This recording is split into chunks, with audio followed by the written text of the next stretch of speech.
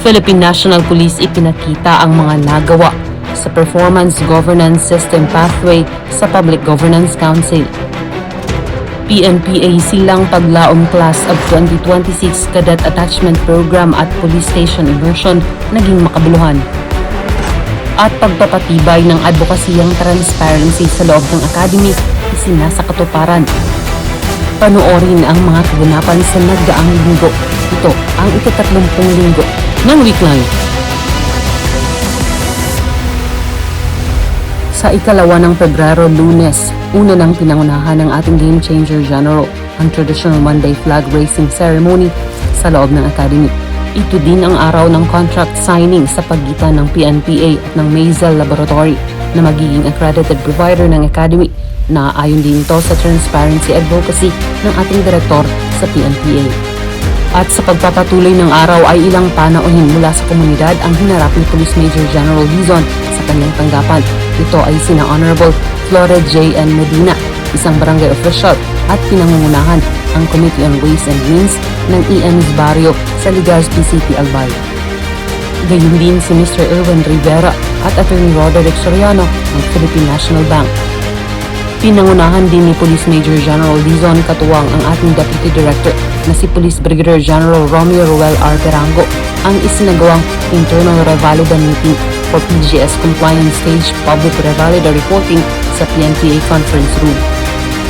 Pagkatapos ay nagtungo si Police Major General Dizon sa PNP National Headquarters para naman sa finalization of the proposed revised PNP organizational structure and staffing pattern na pinangunahan ni Police Major General Neri Vincent D. Ignacio, the Chief of the Directorial Staff ng Philippine National Police. At noong ika-3 ng Pebrero, maghapong naging abala ang ating Game Changer General sa ginanap na Philippine National Police Academy Public Compliance Stage Performance Governance Reporting kung saan ipinakita ng Academy ang mga nagawa nito sa PGS Pathway at sinuri naman ito ng Public Governance Council. Miyerkules ika-4 ng Pebrero, pinuntahan ng ating Game Changer General ang mga kadete ng PNPA silang paglaong Class of 2026 na kasalukuyang sumasailalim sa Cadet Attachment Program Police Station Immersion. Ang isang grupo ay nasa Lipa Component City Police Station at ang isa naman ay sa Calamba Component City Police Station. Pinulong ni Police Major General Dizon ang mga kadete upang kausapin at pangumustahin sa kanilang mga kalagayan at kung ano-ano ang kanilang mga natutunan sa ginawang community exposure. Nagpatuloy ang araw para sa ating Game Changer General sa pamamagitan ng isang staff conference. Katuwang si Police Colonel Roland V. Bulalakaw, ang officer in charge ng Office of the Chief of Staff ng PNPA. Nagkaroon din ang PNPA sa araw na ito ng PhilHealth and Pag-ibig Fund Membership Orientation and Assistance sa loob ng Academy. At bago ipinagpatuloy ni Police Major General Dizon ang kanyang mga administratibong gawain, ay hinarap muna nito si Father Pat Totoy Alcantara, former parish priest ng Prieto Diaz Sorsogon, na nagtungo sa PNPA para sa kailangan nitong koordinasyon. Gayun din ang pagbisita ng My Brother's Keepers kung saan ipresenta nito ang proposed 21st Century Leadership Program. Huwebes ika-5 ng Pebrero, sa patuloy na advokasiyang transparency ng ating Game Changer General, isang initial clothing allowance committee signing of service contracts ang ginanap sa PNPA, kabilang ang ilang piling service providers para sa ICA items for Class 2030. Sinundan ng pakikiharap ni Police Major General Dizon sa ilang mga panauhin kasama si Mr. Carlo Garcia at Yusek Gio B. Colmenares.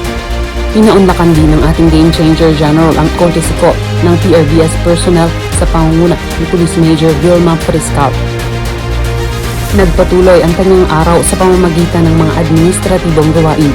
Sinundan naman ito ng isa pang courtesy call ni Police Major Felix Pascual kasama si Mr. Ed De Perlo. At nagtapos ang araw sa pamamagitan ng pakikibahagi ni Police Major General Dizon bilang tagapagsalita sa Lacan Masonic Lodge 483, 4th Public Installation of Officers for Masonic Year 2026-2027. Samantala noong Biyernes ika-6 ng Pebrero, inumpisahan ng ating Game Changer General ang araw sa pamamagitan ng mga administratibong gawain. Sinundan ito ng pakikibahagi ni Police Major General Dizon sa Operations, Plans and Budget Committee meeting on the PNP Annual Agency Performance Review for fiscal year 2025. Ito ay pinunahan ni Police Major General Neri Vincent D. Ignacio, the Chief of the Directorial Staff sa PNPA Main Conference Room, Camp Brigadier General Rafael P. Crame, Quezon City.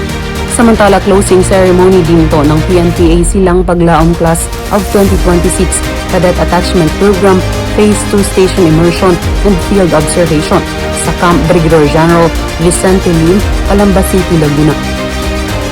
Kasabay din ng pagpupugay sa ilang lakans sa kanilang tapat at katangi-tanging serbisyo hindi lamang sa PNP kundi sa bansang Pilipinas. Kaya naman isang arrival honors, joint testimonial parade and review, and dine with the cadets ang isinagawa para kay Police Major General Mark D. Pespes, ang Direktor ng Special Action Force, at Police Brigadier General Salvador T. Alakyang, ang Direktor ng Explosive Ordnance Disposal and K9 Group sa loob ng Academy. At noong Sabado, ika-7 ng Pebrero, isang courtesy visit mula sa Toshiba Information Equipment Philippines at Mason Cosmos Lodge No. 8 ang pinaunlakan ng ating dating direktor sa PNPA New VIP Lounge. Sinundan ito ng pakikibahagi niya sa 10th anniversary ng Sky Range Shooting Club na ginanap sa Parañaque City. Nagtapos naman ang araw ni Police Major General Lizon sa pamamagitan ng mga administratibong gawain. At noong Linggo, ika-8 ng Pebrero, nakibahagi ang ating Game Changer General sa Holy Mass, officiated by Reverend Father Police Captain General S. Gaston sa Santo Niño Chapel sa loob ng Academy. Sundan kami muli dito lamang sa transparent service ng ating Game Changer General. Basta't kay Police Major General Andre Perez Dizon, serbisyo ay damang-dama. Serbisyo ay uunahin ka at ipapatupad ang serbisyong APD, approachable, presentable, and dependable police force.